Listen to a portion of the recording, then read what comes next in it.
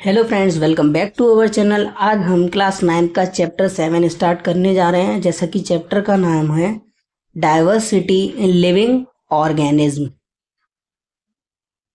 Have you ever thought of the multitude of life forms that surround us? यानी आपने कभी सोचा होगा जो हमारे चारों तरफ ये काफ़ी तरीके की जो लाइफ फॉर्म होती हैं उसके बारे में। Each organism is different from the other to a lesser और ग्रेटर एक्सटेंट। यानी जो एक ऑर्गेनिज्म होता है वो दूसरे ऑर्गेनिज्म से बिल्कुल अलग होता है और इनके पास इनका एक्सटेंटन यानी जो एक्सटेंट इनकी पावर है इसमें बताई गई है वो किसी की कम होती है और किसी की ज़्यादा होती है। For instance consider your self and a friend. यानी आप इसको अपने दोस्त के साथ बात करें और इसके बारे में बताएं। Are you both of the same height? क्या आप दोनों सेम हाइट के हैं? Does your nose look exactly like your friend nose? क्या आपकी नाक भी आपके दोस्त की तरह ही दिखती है या आप दोनों की हाइट भी एक समान है? Is your hand span the same as your friends? यानी जो आपके हाथ की हथेली है या आपके हाथ की हथेली में जो फिंगर्स हैं, पूरा जो हाथ का स्ट्रक्चर है, क्या वो आपके फ्रेंड्स से बिल्कुल मिलता जुलता है? ऐसा नहीं हो सकता। However, if we were to compare ourselves and our friends with a monkey, यानी हम अपने आप को और अपने दोस्त को एक बंदर से कैसे कंपेयर कर सकते हैं? What would we say? इस पोजीशन में हम लोग क्या कहेंगे? Obviously, we and our friend have a lot in common when we compare ourselves with a monkey. Obviously यानी आप लोगों ने ये देखा होगा कि आप और आपके दोस्त के बारे में आप लोग एक कॉमन एग्जाम्पल से समझने की कोशिश करते हैं। जैसे कि आप लोगों ने अपनी तुलना एक मंकी से करी है, यानी आपने और आपके दोस्त की, यानी आप अपनी और अपने दोस्त की तुलना कर रहे हैं एक बंदर से, एक बहुत ही सामान्य एग्जाम्पल के तौर पे। But suppose we were to add a cow to the comparison. यानी आप ये मान के चलिए कि आपने इसमें काव को भी ऐड कर लिया इस तुलना के बीच में। We would then think that the monkey has a lot more in common with us than with the cow. यानी आप यहाँ पे ये सोच सकते हैं कि जो मंकी है वो इंसान से काफी ज्यादा मिलता है गाय की तुलना में। In this activity, we had to decide which characteristics were more important in forming the desired category. यानी इस एक्टिविटी में, यानी ये एक एक्टिविटी दी है, इसे और पढ़ लेते हैं। We have heard of देसी काउज एंड जर्सी काउज। यानी आपने सुना होगा कुछ देसी गाय के बारे में और जर्सी गाय के बारे में। इन दोनों में ये अंतर होता है कि जो देसी गाय होती है वो ज़्यादा दूध नहीं देती है, पर उसी जगह जो जर्सी गाय होती है, यानी जो जर्सी काव होती है, वो काफी ज्यादा दूध देती है। डज आ देसी काव लुक लाइक अ जर्सी काव? क्या एक देसी गैया एक जर्सी गैया के जैसी दिख सकती है?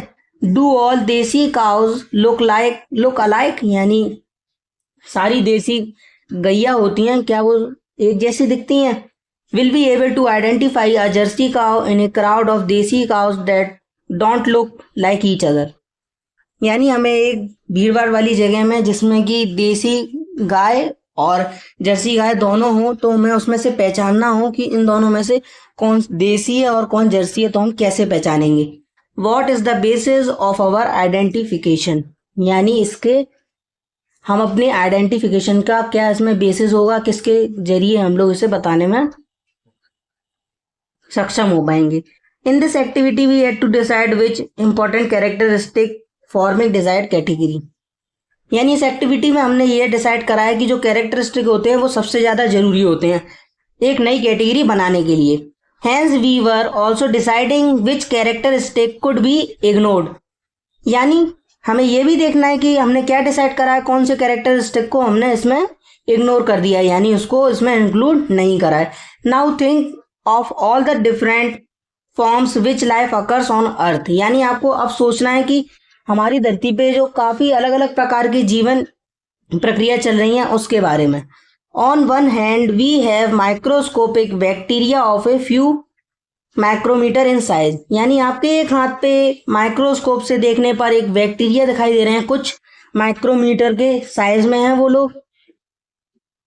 While on the other hand we have a blue whale and redwood trees of California, यानी हमारे दूसरे हाथ पे आपके पास ब्लू वेल है और रेड वुड ट्री है जो कि कैलिफोर्निया में पाया जाता है। Of approximate size of 30 metres and 100 metres respectively, यानी जो उसका अप्रोक्सीमेट यानी एक अंदाजन है इसके साइज का वो है 30 मीटर से लेके 100 मीटर्स तक रेस्पेक्टिवली, यानी ऐसा हो सकता है इसका size. Some pine trees life, यानी जो कुछ पाइन ट्री जिंदा रहते हैं 4000 of year while insect like mosquito die within a few days, यानी जो पाइन का ट्री होता है वो हजारों साल तक जिंदा रहता है, पर इसकी तुलना में जो मच्छर होते हैं हमारे, जो मॉस्किटो होते हैं जो डेंगू मलेरिया को फैलाते हैं, वो कुछ ही दिनों के अंदर मर जाते हैं। Life also ranges from colourless और even transparent worm to brightly coloured birds and flower, यानी जो हमारी लाइफ होती है उसकी भी कुछ एक हद तक सीमा होती है, जैसे कि कलरलेस में अलग होती है, ट्रांसपेरेंट में भी अलग होती है, जो वॉर्म्स होते हैं जो चमकते हैं कलर में, जो बर्ड्स होती हैं और जो फ्लावर्स होते हैं। This bewildering variety of life around us have evolved on the earth over millions of years, यानी जो हमारे पास ये वैरायटी थी वो धरती पे काफी समय पहले से इवॉल्व हो रही है, यानी इसमें दिन प्रतिदिन परिवर्तन देखने को आपको मिल रहा है, जो कि धरती में हमारे मिलियंस ऑफ ईयर पहले से ही स्टार्ट हो गया था। However, we do not have more than a tiny fraction of this time to try and understand all these living organisms, यानी हमने क्यों इन ऑर्गेनिज्म के बारे में नहीं और जानने की कोशिश करी, जो ये छोटे होते हैं, इनका काफी ज्यादा छोटा फ्रैक्शन होता है, इसके बारे में understand all this living organism, क्यों हमने इन्हें समझने की कोशिश नहीं करी। So we can not look at them one by one, यानी हम एक एक ऑर्गेनिज्म को एक एक करके तो नहीं देख सकते हैं, ऐसा तो बहुत टाइम लग जाएगा, ऐसा पॉसिबल नहीं है। तो इस कंडीशन में हम लोग क्या करेंगे, instead we look for similarities along with the organism which will allow us to put them into different classes, यानी हमने इसे जानने के लिए इसके जो आपस में मिलते जुलते फीचर्स थे, यानी इसके जो मिलते जुलते फंक्शंस थे ऑर्गेनिज्म में, हमने उसे देखना चालू करा। फिर हमने इनको अलग अलग कैटेगरीज में रखा, यानी अलग अलग इनका चार्ट बनाया, इनकी क्लासेस बनाई अलग अलग, यानी जिनके फंक्शन सेम थे उन्हें अलग क्लास में रखा, जिनके फंक्शन डिफरेंट थे उन्हें अलग क्लास में रखा, और जिनके फंक्शंस कुछ मिलते थे और कुछ नहीं मिलते थे तो उनकी एक क्लास अलग बनाई। And then study different classes और ग्रुप्स एज अ होल, यानी फिर इसके बाद हमने इसकी क्लासेस और ग्रुप्स के बारे में बात करी। In order to make relevant groups to study the variety of life forms we need to decide which characteristic decide more fundamental differences, यानी हमने यहाँ पर एक रेलिवेंट ग्रुप बनाया था अपने बच्चों का, और इसमें काफ़ी ज़्यादा क्लासेस बनाई थी जिसके बारे में हम सब लोगों ने साथ मिलकर पढ़ाई करी, और ये पता करा कि जो हमारी लाइफ में अलग अलग ये वैरायटी होती हैं, यानी स्पीसीज कैसे बनती हैं, कैसे इनका जन्म होता है। फिर इसके बाद हमने डिसाइड करा कि इनके जो कैरेक्टरिस्टिक है इसे हम लोग और फंडामेंटल डिफरेंसेस पे ले जाएंगे और अलग अलग ऑर्गेनिज्म में अलग अलग जाके चेक करेंगे। This would create the main broad groups of organism, इसकी मदद से हमारे पास काफी बड़े ग्रुप बन गए ऑर्गेनिज्म के। Within this groups smaller sub groups will be decided by less important characteristic, यानी इसके साथ जो हमारे ग्रुप्स थे वो काफ़ी छोटे छोटे ग्रुप्स में बट गए, यानी जो सारे ग्रुप्स थे उनके स्मॉल सब पार्ट्स करे गए, यानी अलग अलग उसके हिस्से कर फिर हमने ये डिसाइड करा will be decided by less important characteristic, यानी इसमें काफ़ी हमें कम इंपॉर्टेंट कैरेक्टरिस्टिक देखने को मिले।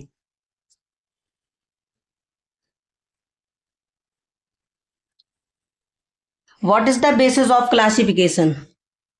Attempt at classifying living things into groups have been made since time immemorial, यानी इसके बाद हमने इसके अटेम्प्ट्स करे क्लासीफाइंग लिविंग बीइंग्स की, यानी थिंग्स के बीच में ग्रुप्स बनाए। फिर हमने यहाँ पर एक चीज़ ऐसी बनाई जिससे हमें ये याद रह सके, इससे हमें याद रखने में आसानी हुई। Greek thinker Aristotle classified animal according to whether they lived on, यानी जो हमारे ग्रीक थिंकर थे, ये इंपॉर्टेंट है, Greek thinker Aristotle classified animals according to their whether, यानी जो ग्रीक थिंकर थे जिनका नाम था एरिस्टोटल, उन्होंने इनको इनके बेसिस पे यानी इनके वेदर के बेसिस पे अलग अलग क्लासेस में अरेंज करा था। लैंड, इन वाटर और इन द एयर, यानी जो जमीन पे रहने वाले थे उन्हें अलग रखा, जो वाटर में रहने वाले थे उन्हें अलग रखा, और जो हवा में रहने वाले थे उनको अलग क्लासेस में डिवाइड कर दिया। This is a very simple way of looking at life, यानी ये सबसे आसान तरीका था इनकी जिंदगी को आसानी से देखने का, बट मिसलीडिंग टू, यानी इससे काफी ज्यादा गलतियां भी हो सकती थी। पर इसमें एक एग्जाम्पल लिया गया, animals that live in the sea include corals, whales, octopuses, starfish and shark, यानी इसमें एग्जांपल्स दिए गए, वेल्स ली गई, ऑक्टोपसेस लिए गए, स्टारफिश ली गई और शार्क्स ली गई। We can immediately see that these are very different from each other, यानी हमें तुरंत ये पता चला कि ये सब एक दूसरे से दिखने में भी अलग अलग हैं और इनके फंक्शंस भी अलग अलग हैं। इन न्यूमेरिकस वे, यानी जो इनके फंक्शंस थे वो भी यानी एक आध फंक्शन का डिफरेंस नहीं था, काफी number of different functions in लोगों के बीच में निकल के आए थे और इनका काम करने का तरीका भी बिल्कुल अलग अलग था। In fact habitat is the only point they share in common, यानी इसमें जो हैबिटेट था वही इनका केवल ऐसा पॉइंट था जो इन्हें एक समान बनाता था, क्योंकि हैबिटेट का मतलब ये हो गया यानी ये सब लोग पानी में ही रहते थे, यानी ये सब लोग समुद्र में ही तो रहते हैं। अगर ये हमारे एक्वेटिक एनिमल्स हैं तो ये सारे ही समुद्र में रहते थे, इसीलिए यही एक पॉइंट था जो उसमें कॉमन पाया गया, यानी इनका रहने का एक ही वाटर सोर्स था। This is not an appropriate way of making groups of organism to study and think, यानी एक अप्रोप्रिएट वे नहीं था जिसके द्वारा हम ग्रुप और ऑर्गेनिज्म के बारे में पढ़ सकें और सोच सकें।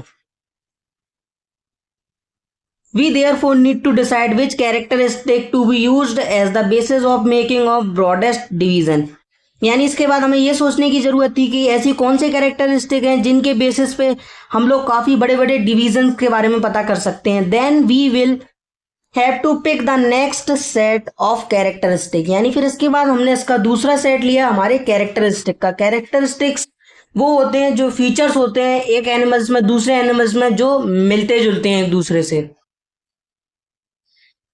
फॉर मेकिंग सब ग्रुप्स विद दिस डिवीजन, यानी हमने इससे सब ग्रुप्स बनाए इनका डिवीजन करके, इन लोगों को अलग अलग ग्रुप्स में डिवाइड कर इसके सब ग्रुप्स बना लिए। This process of classification within each group can then continue using a new characteristic each time, यानी ये जो प्रोसेस था हमारे पास क्लासिफिकेशन का वो लगातार चलता रहा और ग्रुप हमारे लगातार एक के बाद न्यू कैरेक्टरिस्टिक्स को हर समय बताते रहे। Before we go on, we need to think about what is meant by characteristic, यानी हम इससे आगे बढ़े इससे पहले हमें ये जान लेना चाहिए कि कैरेक्टरिस्टिक का मतलब क्या होता है।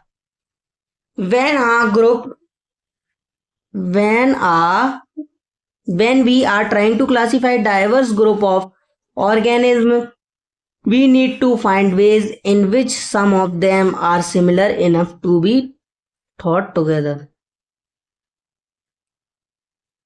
यानी जब हम किसी को भी उसके डाइवर्स ग्रुप पे यानी हम उसकी स्पीसीज को देखकर उसके बीच में सिमिलरिटीज को बताते हैं और उनके बीच में जो सोचने समझने की क्षमता होती है वो भी एक समान ही होती है, तो इसे हम लोग क्या कहते हैं, क्लास कैरेक्टरिस्टिक्स, और इसी से इसका क्लासिफिकेशन भी हो जाता है। These ways in fact are details of appearance or behavior, in other words form and function, यानी ये ही रास्ता है एक ऐसा जिसके बारे में हमें पता चलता है, इससे डिटेल्स पता चलती हैं, इनका रहन सहन पता चलता है और इनका क्या बर्ताव है एक दूसरे के प्रति और इनके अलग अलग काम क्या होते हैं और इनका क्या क्या काम करने का तरीका होता है, इसके बारे में इससे हमें पता चलता है। What we mean by a characteristic is a particular feature of a particular function, यानी कैरेक्टरिस्टिक का हम लोगों ने ये बात बोली कि कैरेक्टरिस्टिक से पर्टिकुलर फीचर और पर्टिकुलर फंक्शन का क्या मतलब होता है, यानी जो कैरेक्टरिस्टिक होता है वो हर ऑर्गेनिज्म में आपको देखने को मिलेगा, हर एनिमल में देखने को मिलेगा और हर ह्यूमन बीइंग में कैरेक्टरिस्टिक देखने को मिलेगा। इसका काम तो एक ही होता है, पर हर ऑर्गेनिज्म में इसका मतलब ये होती एक ही चीज है, पर इसमें अलग अलग फंक्शंस होते हैं हर एनिमल्स में, क्योंकि उनका बॉडी स्ट्रक्चर अलग होता है तो उसका फंक्शन भी अलग हो जाता है। यानी किसी के पास लिम्स हैं तो किसी के पास विंग्स हैं, यानी किसी के पास 4 लिम्स होते हैं, यानी वो 4 पैरों पे चलते हैं। किसी के पास होते हैं विंग्स तो वो फ्लाई करता है एनिमल। किसी के पास फिन्स होते हैं तो वो स्विम करता है। इसके काफी ज्यादा ये वाले एग्जाम्पल्स हैं। The most of us have 5 finger on each hand is thus A characteristic, यानी हमारे हाथ में 5 उंगलियां होती हैं, ये भी एक कैरेक्टरिस्टिक है। यानी ये सब में एक समान होता है और इसका काम भी एक जैसा ही होता है सब में। ऐसे एनिमल्स में होता है, यानी अगर 4 लिम्स है तो भी वो वॉकिंग का काम कर रहा है, और अगर फिशिंग है यानी जैसे मछलियों के बारे में बात हुई तो उसमें फिन्स होते हैं तो उससे भी वो स्विमिंग करती है, वो भी उसके मूवमेंट में काम आ रहा है। और जो बर्ड्स हैं उनके पास विंग्स होते हैं, वो भी उसकी मूवमेंट में काम आ रहा है क्योंकि वो उससे फ्लाई करती है। इसी तरीके से ये जो मैंने एग्जाम्पल बताए वो आपके बुक के एग्जाम्पल से रिलेट होते हैं कैरेक्टरिस्टिक में। That we can run but the banyan tree can't is also a characteristic, यानी हम लोग दौड़ सकते हैं पर बनियान ट्री नहीं भाग सकता, ये भी एक कैरेक्टरिस्टिक है जो एनसीईआरटी में दिया गया है। Now to understand how some characteristic are decided as being more fundamental than others, यानी हम इसे समझने की कोशिश करते हैं जो हमारे पास दूसरे दूसरे फंडामेंटल ट्रिक्स दी गई हैं वो कैसे एक दूसरे से अलग हैं कैरेक्टरिस्टिक में। Let us consider how a stone wall is built, यानी हम बात करते हैं कि एक पत्थर की दीवार कैसे बनती है। The stones used will have different shape and size, यानी जो हमारी दीवार बनाने में पत्थर का इस्तेमाल होता है उन पत्थरों का आकार एक दूसरे से अलग अलग होता है। इन दोनों का आकार एक दूसरे से अलग अलग होगा और इनका साइज भी, यानी शेप साइज दोनों में अलग अलग होता है, इनका आकार भी अलग होता है और इनका साइज भी एक दूसरे से अलग होता है। यानी ये कुछ बड़े भी हो सकते हैं, छोटे भी हो सकते हैं, और इनका आकार गोल भी हो सकता है, रेक्टेंगल भी हो सकता है, स्क्वायर भी हो सकता है, स्पेरिकल भी हो सकता है, कैसा भी हो सकता है क्योंकि वो एक स्टोन है। The stones at the top of the wall would not influence the choice of stones that come below them, यानी जो हमारे पत्थर लगते हैं दीवार के सबसे ऊपर की तरफ वो उसकी चॉइस नहीं होती है, पर जो उसके नीचे की तरफ पत्थर लगे होते हैं वो उसके चॉइस के होते हैं। On the other hand, the shape and size of stones in the lowermost layer will decide the shape and size of the next layer and so on, यानी जो नीचे वाली लेयर होती है हमारी दीवार में वही अपने तय करती है या निश्चित करती है कि जो हमारी नीचे की पूरी दीवार है उसका स्ट्रक्चर यानी उसका शेप और साइज क्या होगा और दूसरी परत कैसी दिखेगी।